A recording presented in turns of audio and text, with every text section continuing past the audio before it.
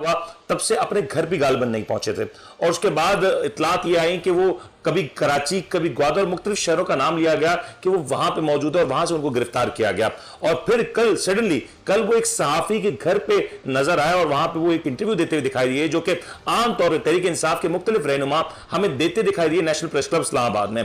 कल उन्होंने वही सारी बातें दोहराई जो 9 मई के वाकयात से जुड़ी हुई थी और जो आमतौर पर तहरीक इंसाफ के वो रहनुमा जो कि तहरीक इंसाफ छोड़ते हुए इस्तेकाम पाकिस्तान पार्टी या सियासत छोड़ते हुए नजर आए उन्होंने बात कही। उस्मान डार के इस बयान में बहुत से संगीन इल्जामात लगाया गया, उन इल्जामात को दोहराया गया, लेकिन इस इंटरव्यू ने बहुत से सवालात खड़े कर दिए। उन्होंने एक इल्जाम लगाया कि जो कलीदी रहनुमा जो एक्सट्रीमिस्ट हैं जो कि आमतौर पर इस तरह के मामलात में काफी ज्यादा इन्वॉल्व होते हैं, उस सवाल से भी उन्होंने क्लैरिफिकेशन दी कि अगर मैं काफी करीब था और मैं इस तरह की सोच रखता था तो क्या मैं 9 मई के वाकयात के बारे में जानता था। उन्होंने क्या बताया आपको सुनाता है। 9 मई के बाद जलजिला आया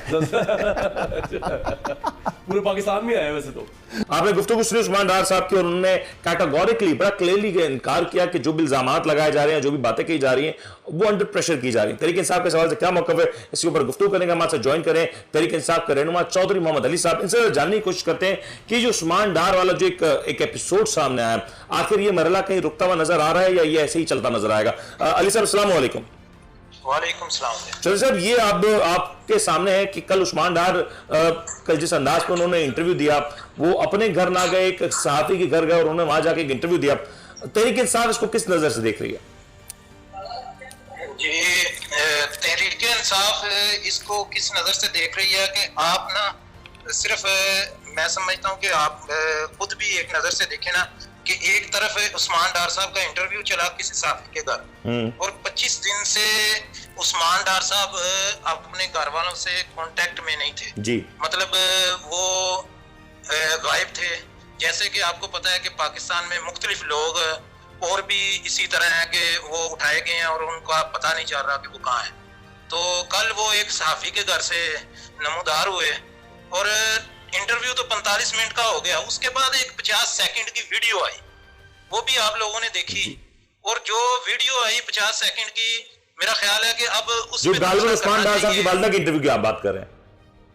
जी जी जी जी, उस पे अब तबसरा करना चाहिए कि क्या इशू है कि एक घर में एक बंदा 25 दिन से गायब है और उसका एक इंटरव्यू 45 मिनट का करके एक बयानिया बनाया जाता है और उसके ठीक आधे घंटे बाद उसी की वालदा की एक वीडियो आ जाती है 50 सेकंड की।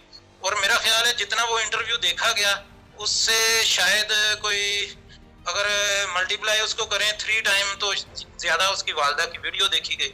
तो अब ये तो फैसला आवाम ही कर सकती है। लेकिन अली साहब जरा ये समझाने की कोशिश कीजिएगा कि उस्मान डार साहब की पार्टी के मुख्तलिफ लोगों के साथ जो रवाबित रहे वो हालिया दिनों में कितने फाल थे? क्या कोई राब्ता हुआ पार्टी की किसी क़यादत से? उस्मान डार साहब की कोई गुफ्तगू हुई? आप इस हवाले से क्या जानते हैं?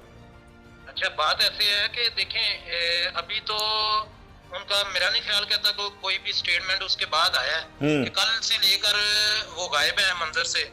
उनकी वालदा का ही सिर्फ स्टेटमेंट आया है और अभी आपको पता है जिस तरह के पाकिस्तान में इस वक्त हालात चल रहे हैं और जिस तरह लोगों को, मैं तो सिर्फ ये कहता हूँ कि अगर तहरीक इंसाफ के लोग गिल्टी हैं तो तहरीक इंसाफ का ओपन ट्रायल होना चाहिए और तहरीक इंसाफ के जो लोग गिल्टी हैं वो उनको सब मानते हैं। अगर वो गिल्टी हैं तो वो सब मानेंगे। अगर ओपन ट्रायल हो, मैं तो ये कहता हूँ कि जिस तरह सुप्रीम कोर्ट ऑफ पाकिस्तान इस वक्त 1-2 केसेस में आपने देखा होगा कि टीवी पे आपके दिखाए जा रहे हैं उनकी हियरिंग्स, इसी तरह इमरान खान साहब के केसेस और दीगर जितने भी रहनुमा हैं जो भी गिरफ्तार है और जो भी अदालतों में जा रहे हैं, मैं तो वो कहता हूँ कि उनको छोड़ दें। आप जो भी बड़े रहनुमा गिरफ्तार हैं उनके प्रोग्राम जो है उनका जब भी उनकी पेशी हो, जब भी उनका ट्रायल हो, वो सारा टीवी पे लाइव चलना चाहिए। लेकिन अली साहब एक सवाल यहाँ पे, कि उस्मान डार साहब इस पूरे अरसे में जब से 9 मई का वाकया हुआ अब तक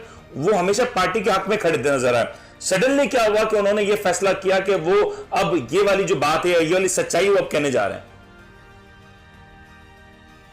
यार ये वाली सच्चाई तो मेरा ख्याल है पाकिस्तान में अब तक तो 200-300 लोग कह चुके हैं और लेकिन इतना वक्त क्यों लगा अली साहब ने? ये बहुत पहले वो उस्मान डार साहब से बरी हो जाते हैं और पहले फॉर्मेट था कि प्रेस कॉन्फ्रेंस कर लें या आप वीडियो बयान दे दें। लेकिन अली साहब ये बताएं ना, उस्मान डार साहब ने इतना वक्त क्यों लगाया? 4-5 माह वक्त गुजार दिया और ये 9 मई की बात थी, आज हम अक्टूबर में खड़े, इतने अरसे बाद एहसास हुआ उस्मान डार साहब को?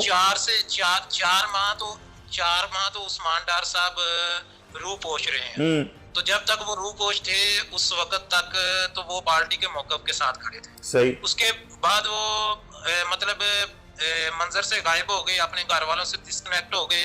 वो पता चला कि जी वो पकड़े गए हैं। अब ये नहीं पता चल रहा था कि पकड़े जाने के बाद 24 घंटे में अदालत में पेश करना होता है, तो 25 दिन तक उनको कहीं भी पेश नहीं किया गया। तो जब पेश किया गया तो एक सहाफी के घर से वो बरामद हुए और फिर उनका जो स्टेटमेंट आया उसके बाद ये आज तकरीबन ये फिर 18-20 घंटे हो गए हैं। इस स्टेटमेंट के बाद आज भी जो है ना वो अभी तक उसके बाद उनका पता नहीं है कि वो कहाँ है।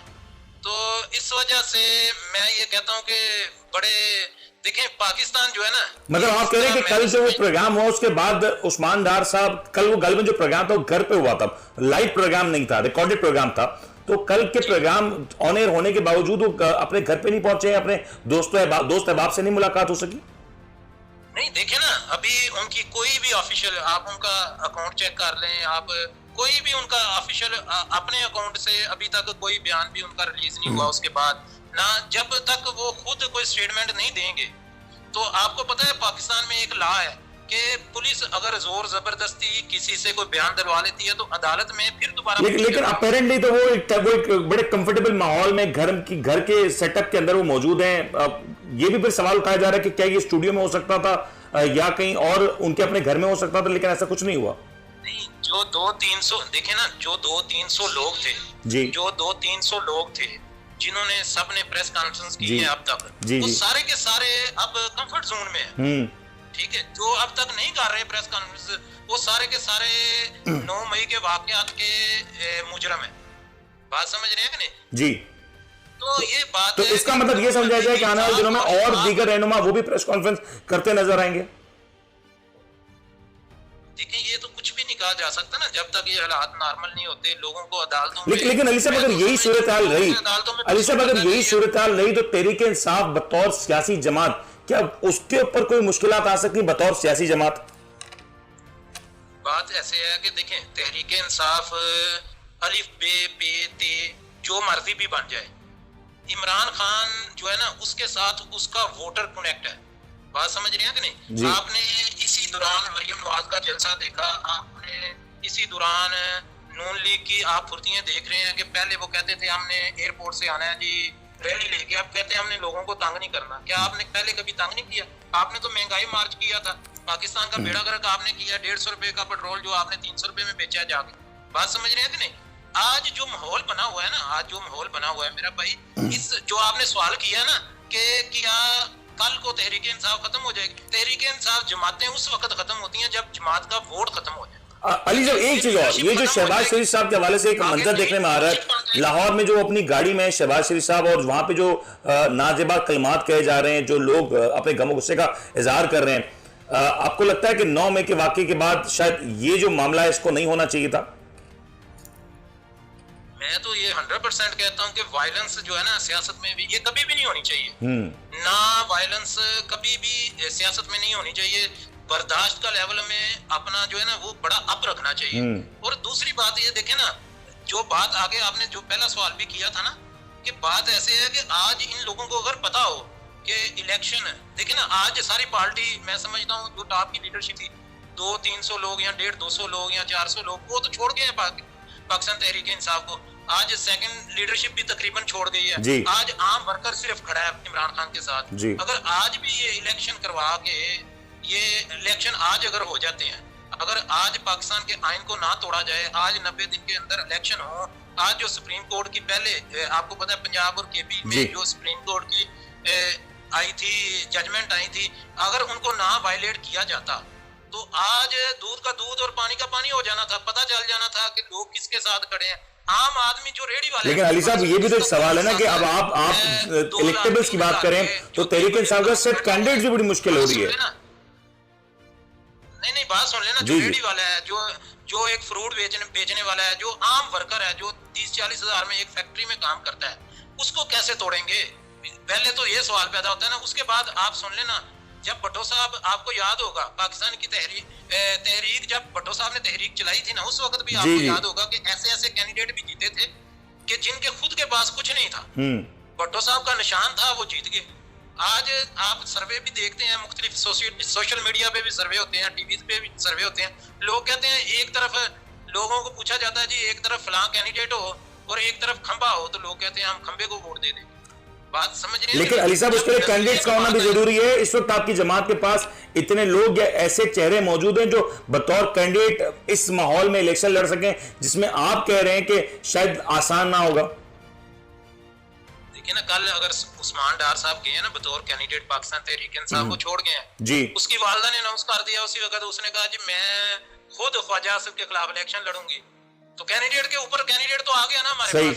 और देखिए ना, माओ की हमारे माशरे में इज्जत भी बड़ी की जाती है जी, माओ का वकार भी बड़ा होता है, और मैं ये आपको 100% गारंटी करता हूँ, अगर उसकी वालदा, उस्मान डार की वालदा इलेक्शन लड़ती है, ठीक है, और ख्वाजा आसिफ की तो जमानत जब्त हो जाएगी उधर से, क्योंकि माओ का जो वकार है और जो माए जो रिस्पेक्ट हमारा माशरा अपने बुजुर्गों को देता है, तो वो तो देखिए आगे चलेगा जब मैदान लगेगा। अगर इनको पता हो कि आज ये इलेक्शन मैनेज कर। अली साहब एक आखिरी सवाल, ये मैदान लगने की जो आपने बात की है, अली साहब जो आपने मैदान लगने की बात की, आपको आज मैदान लगता हुआ नजर आ रहा है? क्योंकि अभी ये बातें कही जा रही है कि जनवरी के आखिरी हिस्से में पाकिस्तान के बेशतर हिस्सों में मौसम उतना अच्छा नहीं होगा, शायद इलेक्शंस कराना मुश्किल हो। आपको लगता है इलेक्शंस अब भी जनवरी के आखिरी हफ्ते में हो सकते हैं? देखें, ये जो चीफ इलेक्शन कमीशन साहब हमारे बैठे हुए हैं ना, मैं ये समझता हूँ कि ये जब तक बैठे हुए हैं ना, कोई चीज हतमी नहीं, जब तक पाकिस्तान में इलेक्शन का प्रॉपर शेड्यूल नहीं दे दिया जाता, उस वक्त तक कोई भी चीज हतमी नहीं। आप मेरी बात समझ लें कि पहले भी इलेक्शन का जिस तरह शेड्यूल आया था, इलेक्शन नहीं करवाया गया था। अब अगर इलेक्शन कमीशन हतमी डेट देता है और उसके बाद देखा जाएगा कि क्या इलेक्शन होगा कि नहीं होगा। अभी तो ऐसे ही है ना, कभी कह दिया जाता है जी मौसम नहीं ठीक होगा कई इलाकों में, कभी कुछ कह दिया जाता है, कभी कुछ कह दिया जाता है। अगर मौसम का आप देखें तो जब बेनजीर, मोहतरमा बेनजीर शहीद हुई थी पाकिस्तान में, उस वक्त जो हालात थे, अगर उस वक्त इलेक्शन हो सकता है तो इलेक्शन तो किसी वक्त भी। ठीक हो गया अली साहब, आपका मौकफ आ गया, आपके मौकफ का बहुत बहुत शुक्रिया।